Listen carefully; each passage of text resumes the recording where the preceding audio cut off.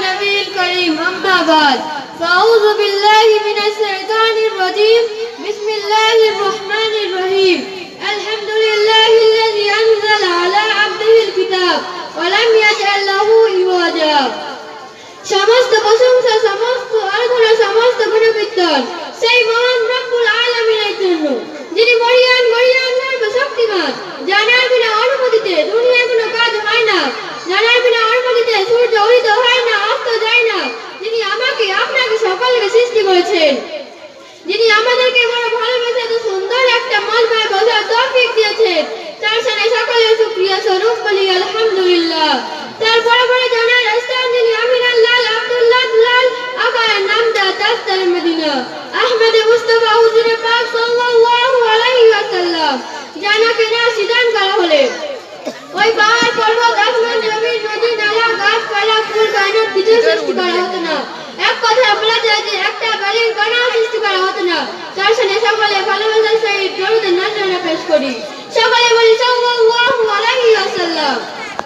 আজকের বক্তৃতা প্রতিযোগিতার অনুষ্ঠানে সম্মানিত সভাপতি ন্যায়ের মনে দক্ষ হাতে বিজ্ঞ বিচারক মণ্ডলী সুদক্ষ পরিচালক ও আজকের সুদী আমার আলোচনার বিষয় কোরআনের আলো এ সম্পর্কে সময়ের সংক্ষিপ্ত পরিসরে কিছু আলোচনা করার চেষ্টা করব ইনশাআল্লাহ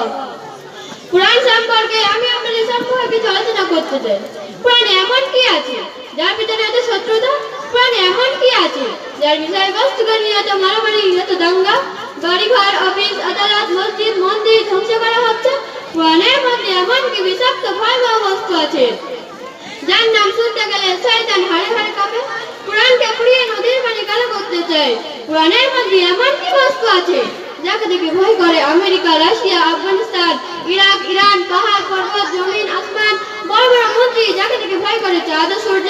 যে তাকে গ্রহণ করতে পারে না তার প্রমাণ আল্লাহ তাআলা নিজে বলে দিয়েছেন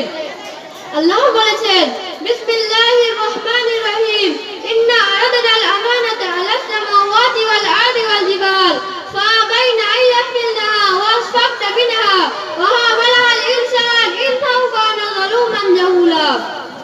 সূরা আহজাব আয়াত নাম্বার 2 আমি আমার সম্পদ কোরআন অবলম্বন করতে চাইছিলাম আকাশের উপরে জমিনের উপরে এবং পাহাড়ের উপরে কিন্তু সবাই দায়িত্ব নেওয়ার পর অমান্য করিল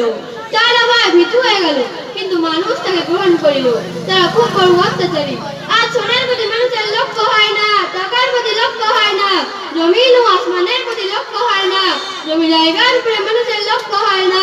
কোরআনের